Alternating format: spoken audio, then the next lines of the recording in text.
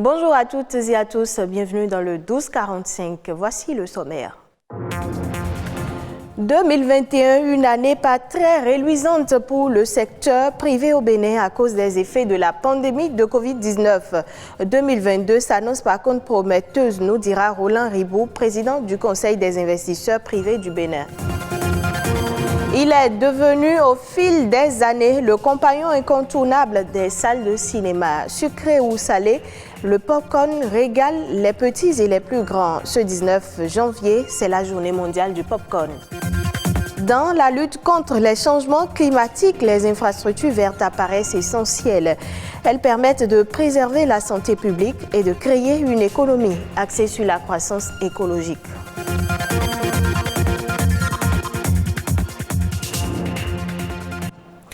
Ce mercredi, la communauté internationale célèbre la journée mondiale du popcorn, un aliment fait à base de maïs soufflé ou maïs éclaté qui régale petits et grands depuis plusieurs années. Vous aimez déguster du popcorn en regardant un film au cinéma ou à la maison?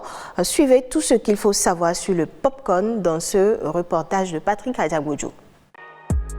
C'est à la fin des années 20 que le popcorn a fait son entrée dans les salles de cinéma aux États-Unis. Depuis, cette gourmandise continue de satisfaire les papilles gustatives.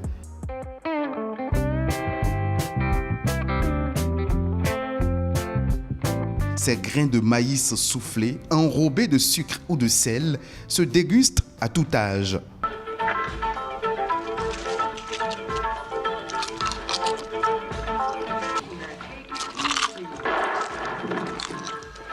Ce 19 janvier, où la communauté internationale célèbre la journée du popcorn, vous pouvez le consommer nature, au beurre, salé ou sucré, mais on peut aussi le consommer assaisonné avec du chocolat ou du caramel.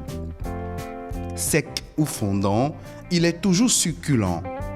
Très souvent vendu dans les salles de cinéma, il est devenu un symbole de l'industrie cinématographique. C'est un commerce très lucratif qui engrange chaque année 7 575 milliards de francs CFA en moyenne grâce à la seule vente de popcorn dans les salles de cinéma en Amérique. En France, 80% des cinéphiles consomment du popcorn devant le grand écran. Mais on ne fabrique pas le popcorn avec n'importe quel maïs. La différence, c'est en termes de gabarit. Le grain du maïs grain classique est plus gros, plus volumineux que le maïs à popcorn. Le popcorn est un type de maïs spécial qui saute lorsqu'il est exposé à la chaleur. Selon les recherches, le popcorn est riche en fibres, relativement pauvre en calories et a une faible densité énergétique. C'est un aliment qui favorise la perte de poids. Cependant, la modération est essentielle, car il peut tout de même faire grossir si vous en mangez trop.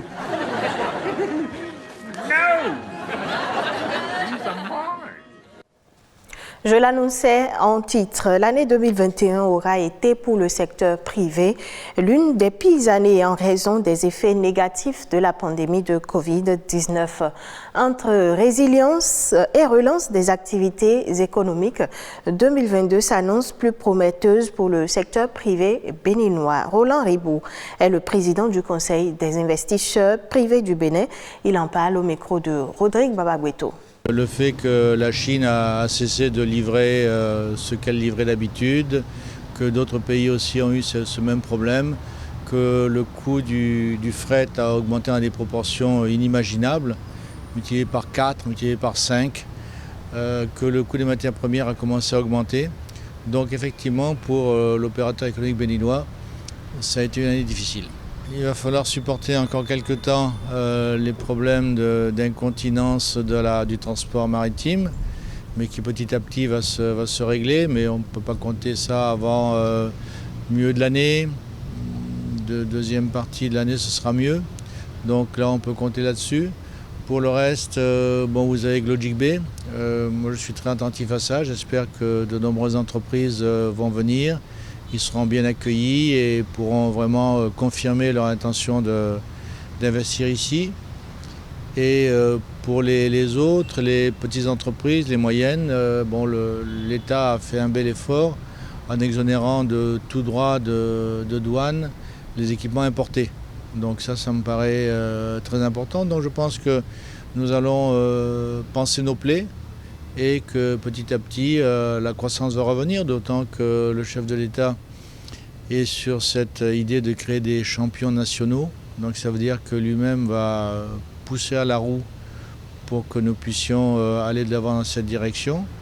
Et je crois qu'il va rencontrer des opérateurs privés du Bénin qui voudront le soutenir. Ce que je compte faire, c'est voir avec les plus hautes autorités comment mobiliser l'administration. On en a beaucoup besoin. Il faut que l'administration intègre non seulement le PAG, mais l'esprit du PAG. Comprenne que nous sommes dans une phase nouvelle de ce pays et que c'est sur eux que l'on compte pour que tout ce que le secteur privé espère faire puisse être réalisé. En parlant d'investissement, investir dans les infrastructures vertes est un moyen efficace pour réduire les émissions mondiales de gaz à effet de serre. Les infrastructures vertes sont un ensemble d'écosystèmes naturels qui peut aider les collectivités à réduire les empreintes carbone. Suivez ce reportage pour plus de précisions. La Terre connaît aujourd'hui 16 des 17 années les plus chaudes jamais enregistrées depuis 2001. Selon la NASA, la lutte contre les changements climatiques est une priorité mondiale et l'installation des infrastructures vertes apparaît comme une solution. Une infrastructure verte est un espace d'agrément couvert de végétation. Ça peut être des arbres ou des plantes herbacées dans un objectif de récréation ou dans un but ornemental. Il fait plus chaud aujourd'hui qu'avant, ainsi de suite. Si nous voulons changer cette donne-là, l'une des meilleures manières, c'est de planter des arbres. Parce que non seulement ça va embellir les milieux dans lesquels ces arbres sont plantés, mais aussi ça va favoriser la production d'oxygène, ça va donner de l'ombrage et par tous ces moyens-là, ça peut aider à baisser la température, on a dit dans une fourchette de 1 à 5 degrés. Donc, si on veut lutter vraiment contre le réchauffement climatique, planter des arbres est une bonne solution. À en croire certaines études, l'infrastructure verte peut offrir plusieurs avantages sur le même territoire. Malheureusement, il en existe peu au Bénin. Selon l'OMS, normalement, on doit avoir 10 mètres carrés des espaces verts polygonaux, oui, par habitant, mais les recherches de thèse que j'ai faites ont montré que pour les 5 villes parcourues, Ouidah, Porto-Novo, Cotonou, Calavi et Sémékodi, c'est Ouidah qui est la ville la plus riche. Et là, les populations ne disposent que de 0,27 mètres carrés par personne. Donc, si on compare ça à la norme, c'est que le Bénin est très, très en arrière. En effet, plusieurs raisons expliquent ce manque d'intérêt pour les infrastructures vertes. C'est des infrastructures qui nécessitent des investissements en termes de coûts pour les mettre en place et également pour les entretenir. Il y a également cet aspect de manque d'éducation à la protection de l'environnement, c'est-à-dire éducation à l'éco-citoyenneté qui fait qu'on ne perçoit pas l'importance déjà de ces espaces-là et ensuite on ne sait pas comment les entretenir. La solution réside alors dans l'adoption de programmes et projets de financement allant dans le sens de la préservation de la nature. Il y a différentes politiques ou différentes méthodes qui sont mises en place pour promouvoir les infrastructures vertes. Ça va de ce qui est prévu à l'échelle du gouvernement à ce qui est prévu à l'échelle décentralisée dans les communes à travers les schémas directeurs d'aménagement des communes qui prévoient déjà que la commune s'investisse dans la mise en place des espaces verts, des infrastructures vertes. Et donc, c'est un travail vraiment à l'échelle nationale et également déconcentré, mais aussi qui doit être vu du point de vue micro, c'est-à-dire la famille. Donc, il faut qu'ils sachent que les infrastructures vertes sont autant importantes que les infrastructures grises et que les populations en ont vraiment besoin pour leur épanouissement et leur bien-être. Investir dans les infrastructures vertes revient à atténuer les émissions de gaz à effet de serre et inciter les populations à trouver ensemble des stratégies communes de lutte contre les changements climatiques.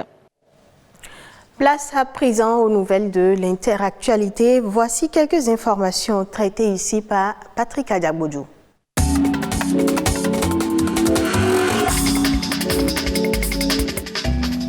Les frites seraient-elles en train de devenir une denrée rare ou de luxe au Japon? Une chose est certaine, le pays du soleil levant fait actuellement face à d'importantes perturbations des circuits d'approvisionnement en pommes de terre qui réduisent de facto considérablement les stocks de frites. En conséquence, les géants américains du fast-food ont suspendu depuis janvier 2022 et pour une durée d'1 mois la vente de la quasi-totalité des portions de frites dans le monde entier, surtout au Japon. Depuis plusieurs mois, l'ensemble du secteur est touché et en octobre 2021, plusieurs entreprises japonaises avaient connu une pareille mésaventure, une situation qui demeure par contre une aubaine pour les enseignes qui privilégient les pommes de terre locales. Le secteur automobile est en crise en Europe et les ventes de voitures neuves dégringolent. La faute à la pandémie de Covid-19, mais pas que. Après une année 2021 marquée par les fermetures d'usines et les restrictions sanitaires, le marché des voitures neuves a rapidement fait face à des goulots d'étranglement sur les marchés mondiaux. Pénurie de puces électroniques indispensables à l'assemblage des voitures, problèmes de logistique, employés en chômage partiel, retard de livraison et les clients de leur côté repoussent les achats. Jeux olympiques d'hiver 2022. Il y aura des spectateurs dans les tribunes, mais ils seront triés sur le volet. C'est l'annonce que viennent de faire les organisateurs des Jeux olympiques à 3 semaines du démarrage des compétitions. Une décision pour faire face au Covid-19, alors que la capitale chinoise est en alerte suite à la découverte d'un cas du variant Omicron. Avec la peur des contaminations, les autorités ont demandé aux habitants d'éviter tout contact avec les délégations étrangères enfermées dans leur bulle sanitaire. Pour l'instant, aucune information n'a été donnée quant aux critères de sélection des spectateurs.